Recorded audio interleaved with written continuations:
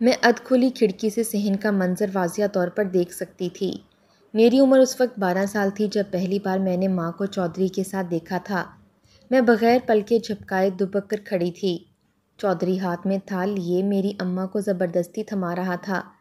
اماں نے جب لینے سے انکار کیا تو نہ جانے اس نے اماں سے کیا کہا تھا کہ اماں کی رنگت زرد پڑنے لگی اور فوراً وہ تھال لے لیا جس میں کئی قسم کے پھل اور خشک میوہ جات کے ساتھ موسمی سوغات رکھی گئی تھی۔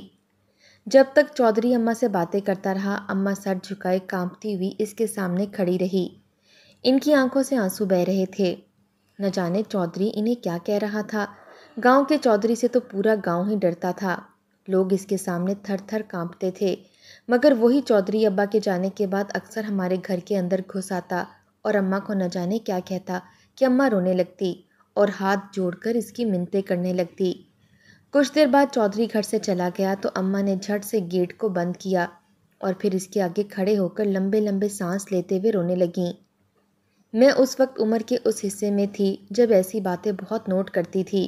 میں فوراً ماں کے پاس گئی اور پوچھنے لگی کہ اماں، چودھری صاحب اتنے امیر آدمی ہیں، سب گاؤں والے ان کو مائی باپ مانتے ہیں، پھر وہ کیوں روز روز ابا کے جانے کے بعد ہمارے گھر آ کر آپ سے باتیں کرتے ہیں؟ میرے سوال پر اماں ہڑبڑائی تھیں۔ آخر اپنی بیٹی کو کیا جواب دیتی؟ فوراً مجھے بہلا کر بات ٹال دی۔ اس دن سے میں اماں کی ہر ایک حرکت نوٹ کرنے لگی۔ مجھے ان پر شک سا ہونے لگا تھا کیونکہ چودھری کبھی بھی ابا کی موجودگی میں گھر میں داخل نہیں ہوا تھا۔ وہ اکثر تبھی آیا کرتا تھا جب ابا کام پر چلے جاتے۔ مجھے یہ بات سخت ناگوار گزری تھی اور دھیرے دھیرے میرے دل میں اماں کے لیے محبت بھی کم ہوتی چلی گئی۔ میں ایک سرکاری اسکول میں پڑھائی کرتی تھی۔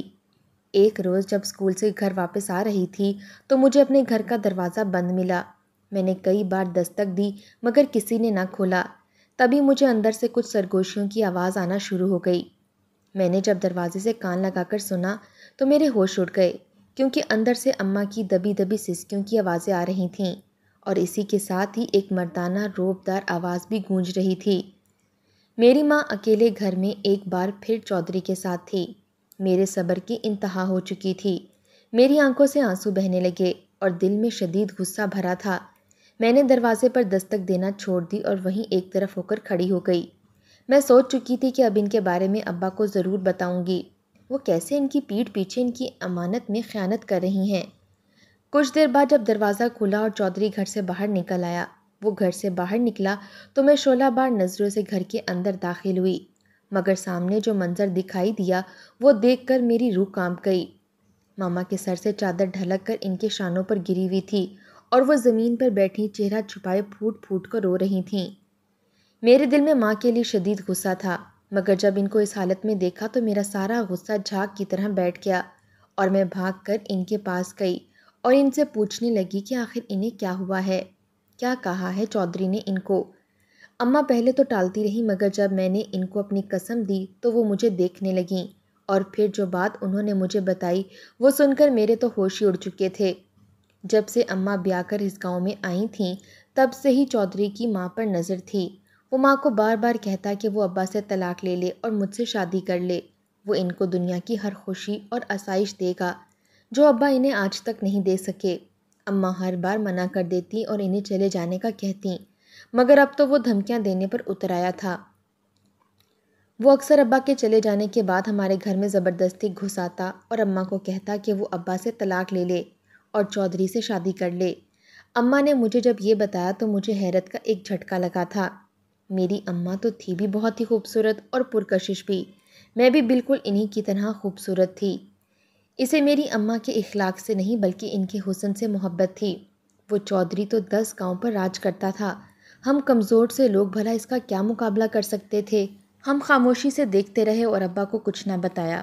کئی سال یوں ہی بیت گئے۔ اب تو میں بھی جوان ہو چکی تھی، مگر اس کے باوجود چودھری ابھی تک اپنی حرکتوں سے باز نہیں آیا تھا۔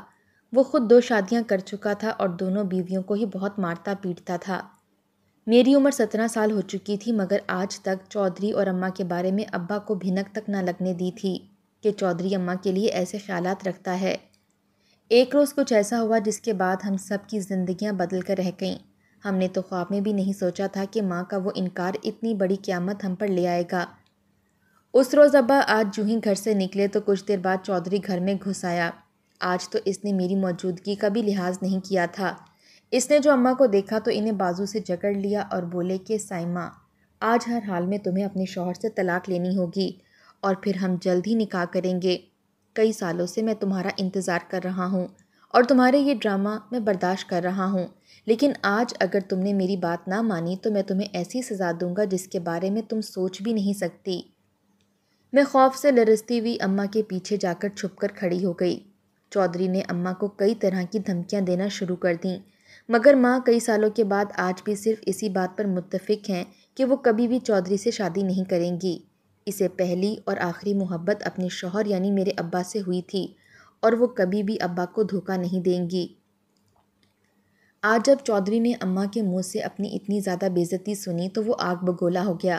وہ کتنی ہی دیر خاموشی سے لب بھینچے اماں کو دیکھتے رہا اور پھر غصے سے بولا کہ سوچ لو سائمہ، اگر آج بھی تم نے میری بات نہ مانی تو تمہیں بہت بڑا خمیازہ بھگتنا پڑے گا۔ اگر تم طلاق یافتہ عورت بن کر میرے پاس نہ آئی تو میں تمہیں بیوہ بھی بنا سکتا ہوں۔ اماں نے جب یہ لفظ سنا تو ایک لمحہ ضائع کیے بغیر ایک سناٹے دار تھپڑ چودھری کے منہ پر مار دیا۔ تھپڑ کھا کر چودھری ہڑبڑا کر کئی قدم پیچھے ہٹا۔ اسے تو بالکل بھی امید نہ تھی کہ اسے تھپڑ پڑ جائے گا۔ آج تک اماں صرف منہ سے ہی چودھری کو منع کر رہی تھی، مگر جب اس نے ابا کے خلاف ایسے الفاظ استعمال کیے تو اماں بالکل بھی برداشت نہ کر سکیں۔ تھپڑ کھانے کے بعد چودھری کتنی دیر ماں کو دیکھتا رہا اور پھر غصے سے بپھر کر گھر سے باہر چلا گیا۔ اس کے جاتے ہی اماں حواس باختہ ہو کر میری جانب دیکھنے لگیں اور کپ کپانے لگیں۔ چودھری کی فطرت سے ہم سبھی واقف تھے، بلکہ پورا گاؤں واقف تھا۔ اس نے تو کبھی اپنے سامنے اپنے باپ تک کی اونچی آواز برداشت نہیں کی تھی۔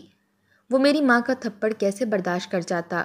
ہمیں ابا کی فکر ہونے لگی تھی۔ اماں تو جائے نماز بچھا کر دعا میں مشغول ہو گئیں کہ میرے شوہر کو اپنی حفظ و ایمان میں رکھنا۔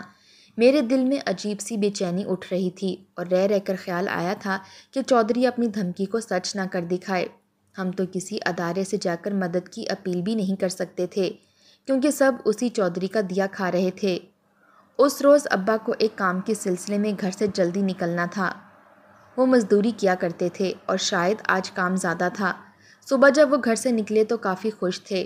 ان کا کہنا تھا کہ آج دہاڑی زیادہ لگے گی تو پیسے بھی زیادہ آئیں گے اور واپسی پر گھر آتے ہوئے وہ میرے لیے مٹھائی اور اماں کے لیے جلیبیاں لے کر آئیں گے۔ ہم سب بھی بہت خوش تھے، مگر اب چودھری کی بات سننے کے بعد ایک عجیب سی بے چینی اور وسوسوں نے ہمیں گھیر لیا تھا۔ پہلے شام ہوئی اور پھر مغرب کی اذان فضا میں گونج رہی تھی، یہاں تک کہ عشاء کا وقت بھی ہو چکا تھا، مگر ابھی تک ابا گھر نہیں لوٹے تھے۔ میں اور اماں دروازے کے پاس کھڑی ابا کا انتظار کر رہی تھیں۔ ہمیں تو یہ بھی نہیں پتا تھا کہ ابا کام کہاں کرتا ہے۔ وقت کے ساتھ ساتھ ہماری بے چینی مزید بڑھتی چلی جا رہی تھی۔ دل تھا کہ اتنی تیزی سے دھڑک رہا تھا گویا سینہ چیر کر باہر آ کر گرے گا۔ اندھیرا ہر سو پھیل چکا تھا کہ کچھ دیر بعد دروازے پر دستک ہوئی۔ میری خوشی کی کوئی انتہا نہ رہی، ایک سکون سا اتر گیا۔ میں بھاگ کر گئی اور دروازہ کھولنے لگی، مگر جو ہی دروازہ کھولا تو سامنے ابا نہیں تھے بلکہ سفید یونیفارم میں دو نوجوان لڑکے کھڑے تھے جنہوں نے چہرے پر ماسک لگا رکھا تھا۔ ان کے پیچھے 4-5 لوگ اور بھی موجود تھے۔ کیونکہ ہماری گلی تنگ تھی اس لیے بڑی گاڑی اس میں داخل نہیں ہو سکتی تھی۔ آہستہ آہستہ آس پڑوس کے لوگوں کا وہاں پر رش لگنے لگا اور میں حیرت سے یک ٹک ان لڑکوں کو دیکھ رہی تھی۔ ان میں سے ایک لڑکا گلا کھنکار کر مجھ سے کہنے لگا کہ حمید احمد نامی شخص آپ کا کیا لگتا ہے؟ اپنے باپ کا نام ان کے منہ سے سن کر میری ریڑھ کی ہڈی میں سنسنی سی دوڑ چکی تھی، میرے رونگٹے کھڑے ہو چکے تھے۔ میں بامشکل بولی کہ جی وہ میرے ابا ہیں۔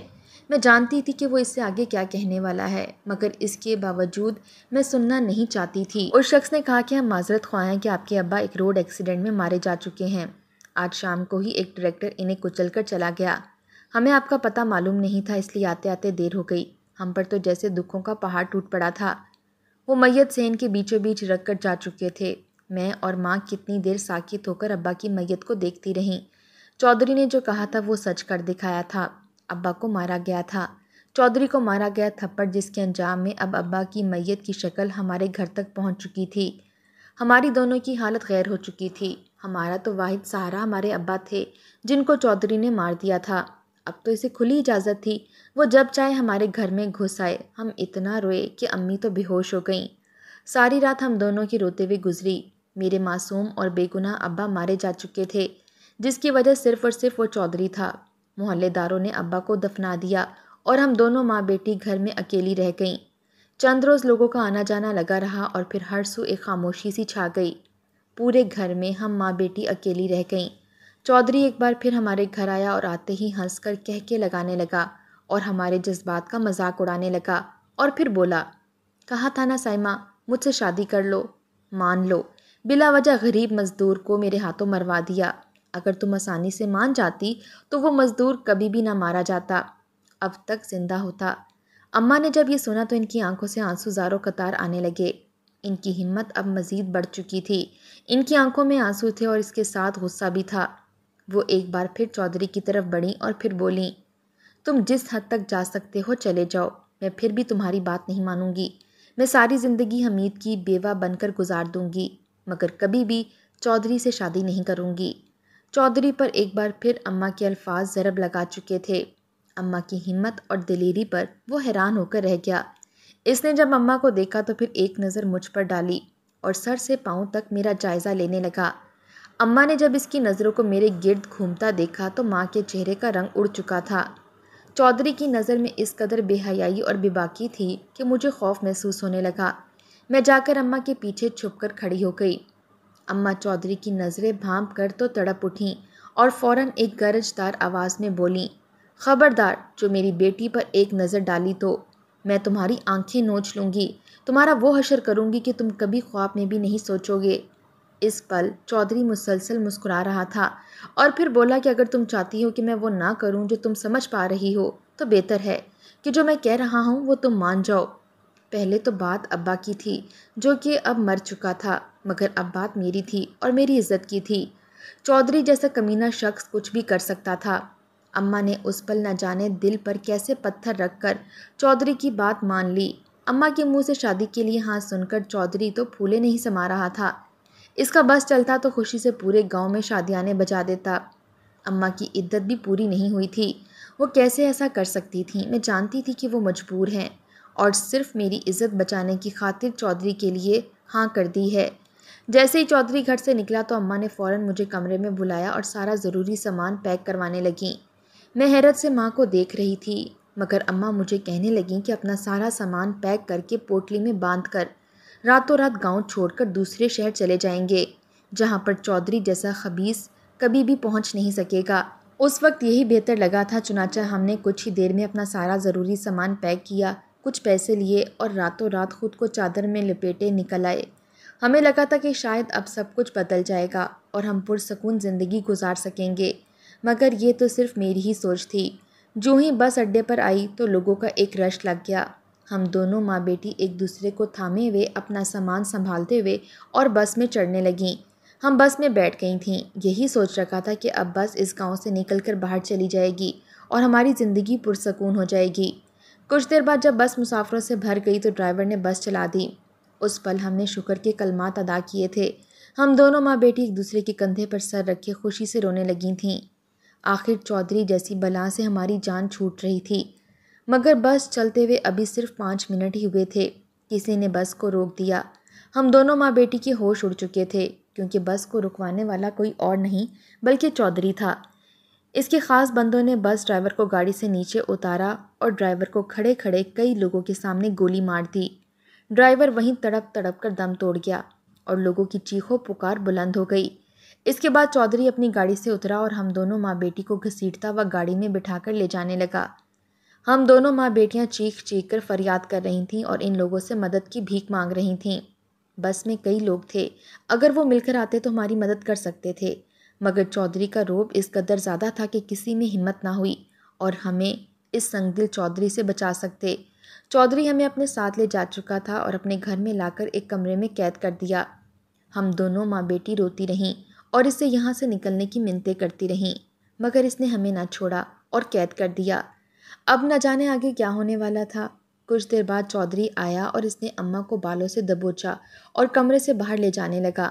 ماں کو چھڑوانے لگی اور چودھری کو مارنے لگی۔ وہ بھاری بھرکم وجود کا مالک کے آگے بھلا ایک کمزور سی جان کیسے مقابلہ کر سکتی تھی؟ میں نے چودھری کو بہت مارا، اس کے بازو پر دانت بھی کاٹے، مگر اس کے باوجود اس پر کوئی اثر نہ ہوا۔ اس نے مجھے ایک ہی جھٹکے سے ٹھوکر ماری۔ وہ میری ماں کو اپنے ساتھ گھسیٹ کر لے جا چکا تھا اور ماں رو رو کر اس سے خود کو چھڑانے کی ناکام کوشش کر رہی تھیں۔ وہ ماں کو دوسرے کمرے میں لے جا چکا تھا اور میرے کمرے کو لاک کر دیا گیا تھا۔ اماں کی مسلسل چیخ کی آواز آ رہی تھی۔ وہ چیخ رہی تھیں، رو رہی تھیں اور چودھری کو برا بھلا کہہ رہی تھیں۔ میں الگ کمرے میں تڑپ رہی تھی، رو رہی تھی اور چودھری کی منتیں کر رہی تھی کہ خدارا میری ماں کو چھوڑ دو، انہیں کچھ مت کہو، تمہارے ہاتھ جوڑتی ہوں، تمہارے پاؤں پکڑتی ہوں۔ مگر ان پر کچھ اثر نہ ہوا۔ کتنی دیر تک ماں کی آوازیں آتی رہیں، اس کے بعد بالکل خاموشی چھا گئی۔ وہ رات میرے لیے بدترین رات تھی۔ جب صبح ہوئی تو کسی ملازم نے میرے کمرے کا دروازہ کھول دیا۔ جو ہی دروازہ کھولا میں فوراً بھاگ کر ساتھ والے کمرے کی جانب گئی اور دروازہ کھولا تو سامنے کا منظر دیکھ کر میرے ہوش اڑ گئے۔ اماں کمرے کے کونے میں بت بنی پتھرائی آنکھوں سے دیکھ رہی تھیں۔ اس کے بال بکھرے ہوئے تھے اور کپڑے جگہ جگہ سے پھٹے ہوئے تھے۔ اماں کو اس حالت میں بیٹھے دیکھ کر میرا دل سینے میں ہی گویا ساکت ہونے لگا۔ اماں کے چہرے اور کپڑوں پر خون کے دھبے لگے ہوئے تھے۔ فرش پر بھی مجھے خون کے قطرے نظر آئے، مگر کمرے میں چودھری کہیں بھی نظر نہیں آ رہا تھا۔